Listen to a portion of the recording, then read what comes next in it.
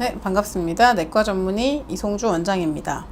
네, 오늘은 두통에 대해서 좀 말씀을 드리려고 합니다. 머리가 단순히 아픈 것뿐만 아니라 한쪽 머리가 아프거나 뒷골이 땡긴다든지 이렇게 사실은 두통이라고 했을 때 다양한 표현들이 있을 수가 있어요. 전체적으로 머리가 아프거나 띠를 두르듯이 아프거나 한쪽 머리가 아프거나 뒷목이 뻐근하게 아프다든지 이렇게 어느 쪽이 아프냐에 따라서 사실은 짐작해 볼 수 있는 원인이 조금씩 차이가 있습니다.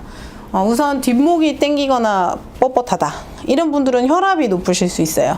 그래서 만약에 혈압이 높을 경우에 혈압약을 먹어야 될 수도 있기 때문에 가까운 병원을 찾으셔야 되고요.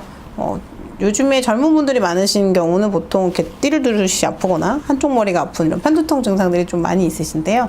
네, 이런 분들은 먼저 체크해 보셔야 될 것이 오래 앉아 계시는지, 장시간 오래 앉아 계시는 경우에 근육이 수축되고 긴장되면서 이쪽이 일단 어깨가 긴장되면 이쪽 목 쪽이 긴장이 되고요.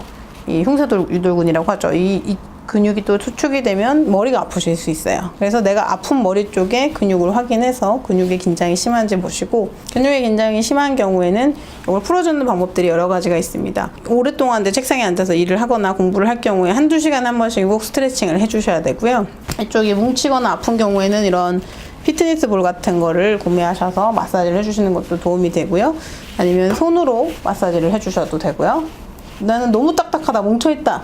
그러면 뭉친 근육을 바늘로 뚫어드리는 방법이 있어요. 그거는 이제 근육을 둘러싸고 있는 근막, 이 근막에 아픈 통증 포인트들이 있는데 그 포인트들을 바늘로 찌르는 그런 술기가 있어요. TPI라고 하는 이런 술기가 있는데 그런 술기를 통해서도 이 통증의 개선이 될 수가 있습니다. 그럼 머리까지 같이 좋아질 수 있고요. 그리고 머리가 아플 때 나이가 젊거나 건강한 분들은 물론 배제할 수 있지만 좀 연세가 있다든지 암에 가족력이 있는 분들 같은 경우는 뇌혈관 질환이라든지 암 종양 이런 것까지도 생각해 볼 수는 있습니다. 먼저 약으로 컨트롤 해보고 그래도 컨트롤이 되지 않는 경우에는 이런 뇌 쪽에 영상 촬영까지도 필요할 수는 있습니다. 그런 경우는 가까운 의원에서 진료를 받다가 잘 컨트롤이 안 될 경우는 의뢰서를 받아서 대학병원까지 가시는 경우도 있을 수 있고요.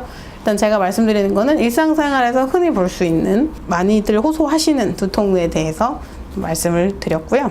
진통제는 그때 당시에 심한 통증에 대해서는 컨트롤 하실 수 있지만 근본적인 해결은 되지 않기 때문에 왜 머리가 아픈지를 찾아서 그 원인에 맞는 치료를 받는 것이 중요하겠습니다.